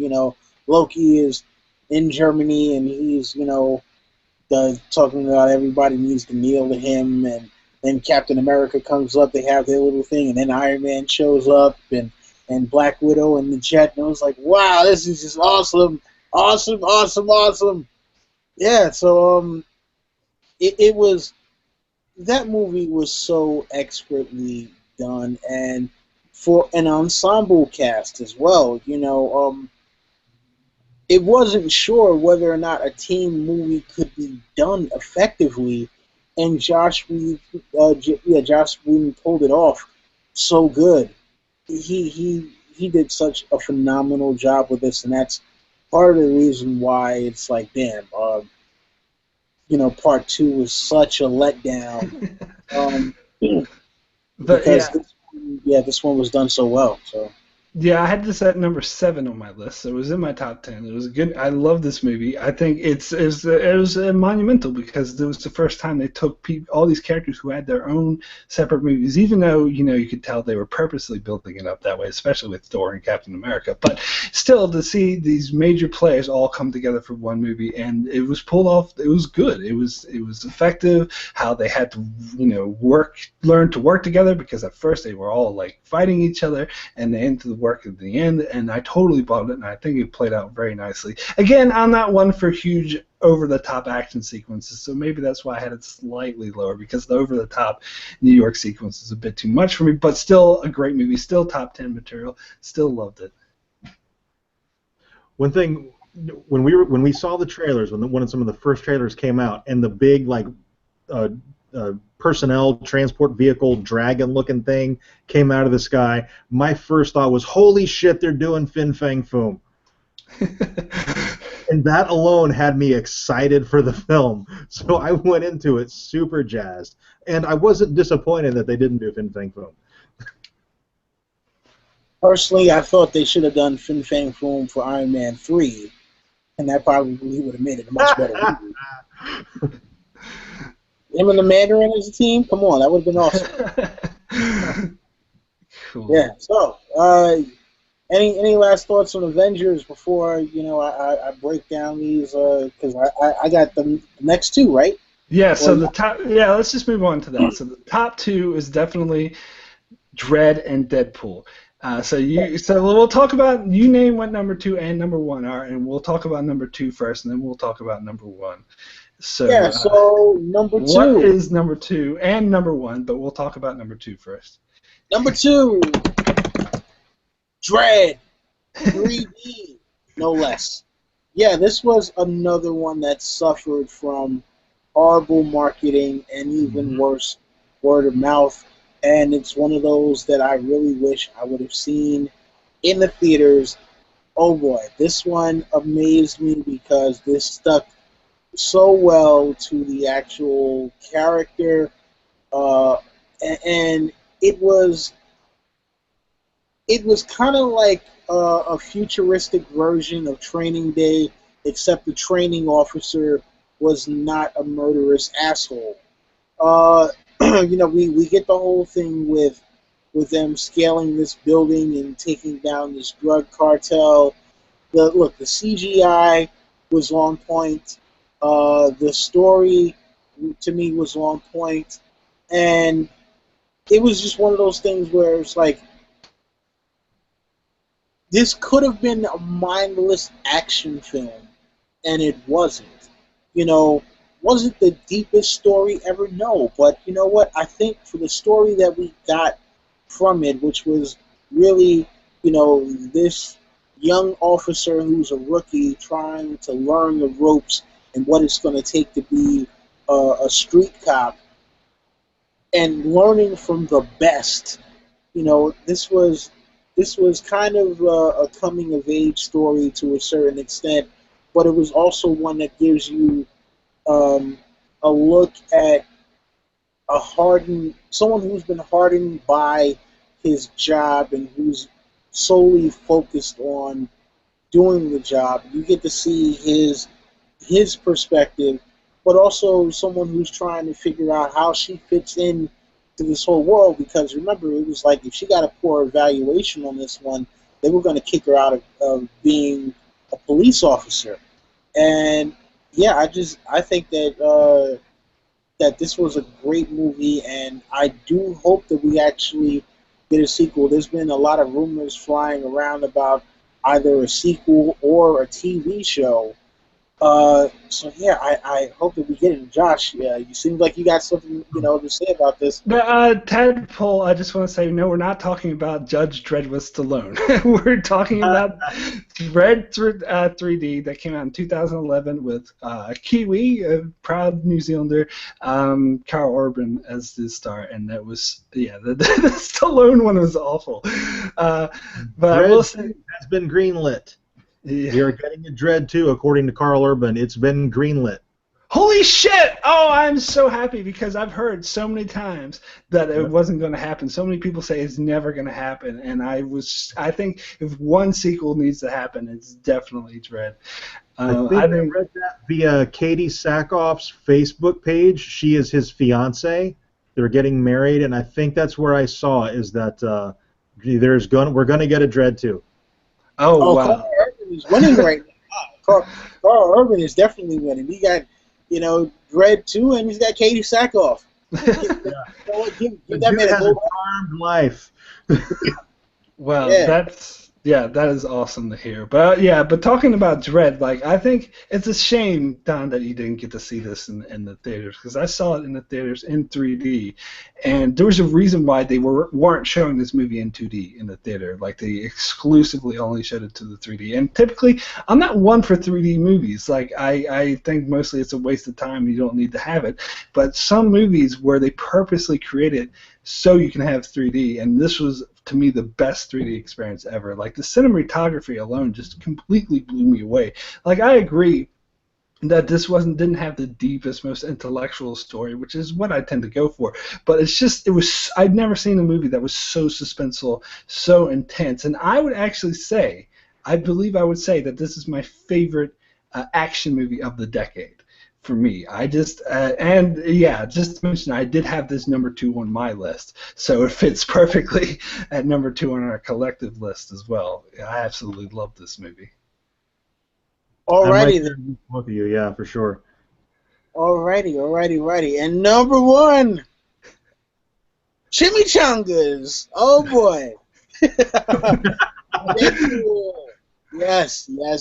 You gotta love the Merc with the mouth. I mean, this one was the biggest sleeper hit of all time. I had such great fun with this at the movies. I remember when I got home, it had already had the thing on Amazon for it to pre-order. I mean, I went to go see it on Saturday, and when I got home, they already had the thing for you to pre-order it on Amazon the day after it released in the movies, and I was like, you know what? Just hit that button right there. Yeah, oh my God, this was such an awesome movie, and all praises due to Ryan Reynolds for pushing this one to get made. I mean, man, I'm at a loss for words of how amazing this movie turned out, because you know what, we got a better version of Colossus in this one.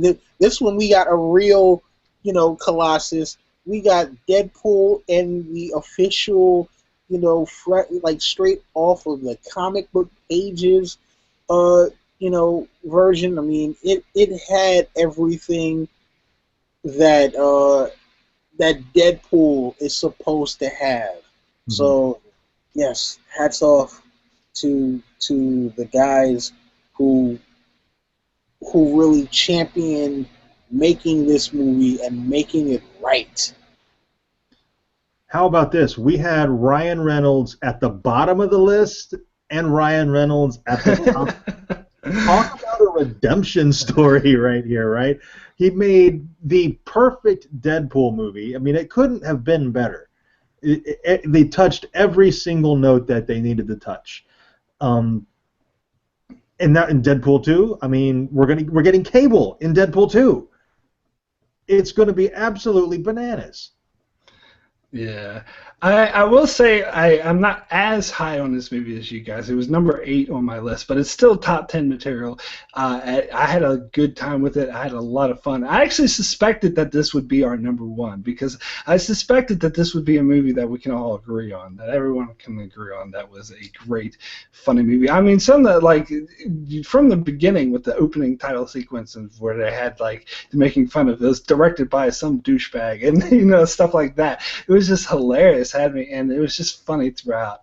So, yeah, I mean, to me, it wasn't the best thing ever. Like the plot was kind of typical, but the movie's not about the plot. The movie is about the character being, and how funny he is, and how great it sort of plays off, and they breaking the fourth wall. So yeah, I did enjoy this movie a lot. I had the Dark Knight, the Dark Knight at number 1, and in the way that the Dark Knight was the perfect Batman movie, Deadpool was the perfect Deadpool movie, and so having those 1, 2 for me, yeah, I mean there was no way Deadpool was going to go below 2, and I'm not surprised that it ended up at number 1 in our cumulative list.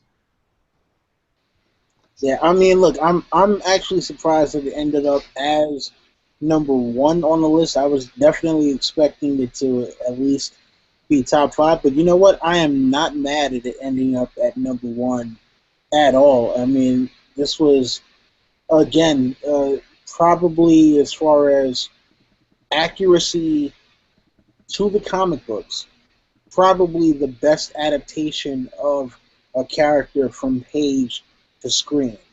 While Chris Evans has done a great job as Cap, while Robert Downey Jr. has done a great job as Iron Man, while why am I forgetting his name now? Wolverine. Hugh Jackman. Yes. Yeah. While so many of these guys have done great adaptations of characters, I think that Deadpool took it to a new level in terms of not just the characterization from the actual actor, but the commitment from the studio to say, you know what, okay, fine. You guys say you want it to be as accurate to the comic books as possible in every way possible. I was like, you know what, I definitely have to give it to him for having the guts to say, you know what, yeah, we're gonna do it the way you guys want it. Because we as comic book fans especially have had many problems with characterizations of characters from the books, whether it be the way that they look or just their overall personality. But I think that Deadpool was the one movie off of the entire list where I don't think anyone who has ever read a Deadpool comic could look at this movie and say, but they did this wrong with him. You could say that about every other character. It was like, oh yeah, they did this right, but they did this wrong. Like, no, there is no way you could possibly say that with Deadpool. Yeah, I mean, to be fair, I actually have never read a Deadpool comic before I saw the movie, but I still enjoyed it. I thought it was a great, solid movie.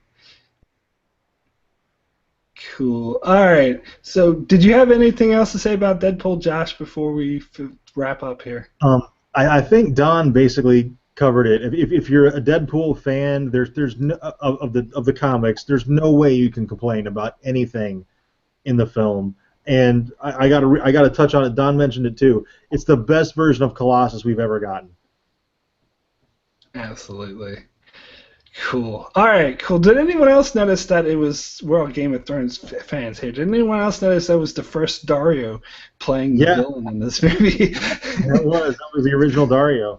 Yeah. Yeah. He dropped weight too. I remember him being way more jacked up than he was ripped in Deadpool, but I remember Dario being jacked. And it looked like he dropped some weight for the role. Yeah. Well, no, he was kind of wearing, layers of clothes in Game of Thrones, so that might have been the thing too, though. Yeah, and I did. Yeah, and I did also want to say the spectacular thing about this movie is that it was low budget for a comic book film, and in fact, it wasn't going to get made in the first place, but the fans demanded it, and it ends up being like one of the best most beloved comic book movie ever. So it's really a testament. Cool. So let me just recap. I won't do the whole 30. Let's just recap the top 15 for us. So our final 15 is 15 is Iron Man, 14 The Incredible Hulk, 13 X-Men Apocalypse, 12 X-Men First Class, 11 The Dark Knight, 10 X-Men Days of Future Past, 9 Captain America Winter Soldier, 8 Captain America Civil War, 7 The Dark Knight Rises, 6 Edge of Tomorrow, 5 Guardians of the Galaxy, 4 Ant-Man, 3 Avengers, 2 Dread, and 1 Deadpool. So I'm sure there's a lot we can disagree with on there, but I think overall, I think would you guys agree it was a pretty solid top 15 list? Yeah, I'm shook out almost how I figured it would. I thought The Dark Knight would end up way higher. Thanks, yeah, Mark. I know. I thought Winter Soldier would work out higher, so that's all right. Yeah, I think we all kind of had some shockers here, but you know what? I actually do appreciate the way that you set up this whole thing, Mark. I actually like that. You know, we went with this format, and I can't wait to do this again sometime.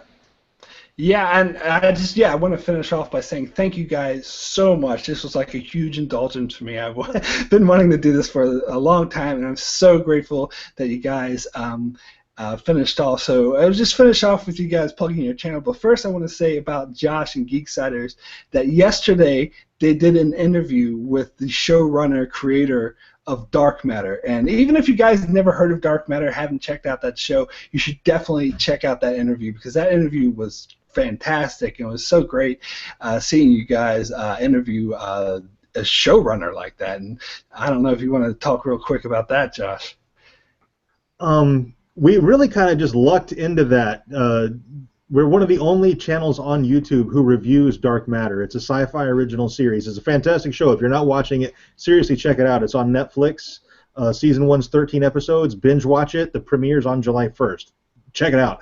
But Joe Malozzi, he subscribed to our channel when we were still pretty young. I think we only had like 250 subscribers or something like that. We were very, very small.